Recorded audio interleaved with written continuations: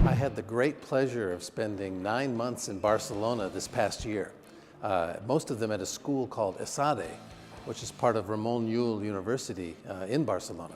So I really got to immerse myself in Barcelona, in Catalonia, in Spain, but I also, with my wife, used the opportunity to take advantage of the airport to travel to many parts of Europe.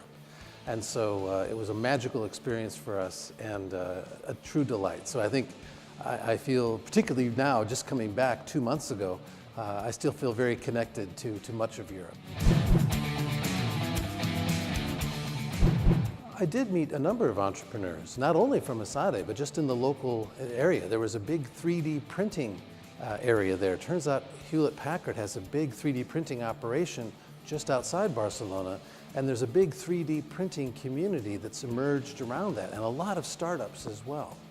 I would say one difference I see is that even though the EU is a single market, many of the entrepreneurs were still thinking about their own country market as the main market for what they were offering. They were not thinking as globally as many entrepreneurs I see in the US. So I think that was one important difference.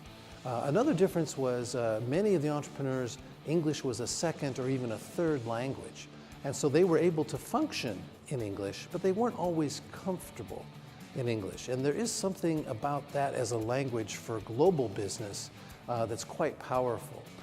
In America, by contrast, most entrepreneurs only speak English and they don't have another language, which in many ways is a limitation, but in this regard is actually okay.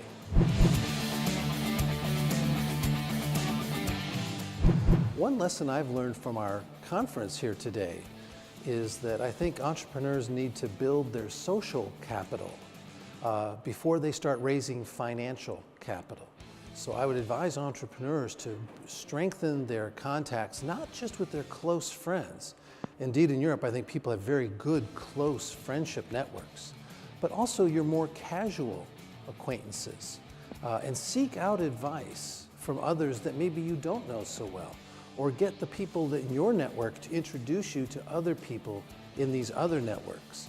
And then having more events to socialize professionally and from a business standpoint, to make contacts, meet people, exchange cards, and then follow up on that to build your social network. I think this is something that every entrepreneur can do well. And I think in Europe, the social networks are very deep, but they're not always as broad as they need to be.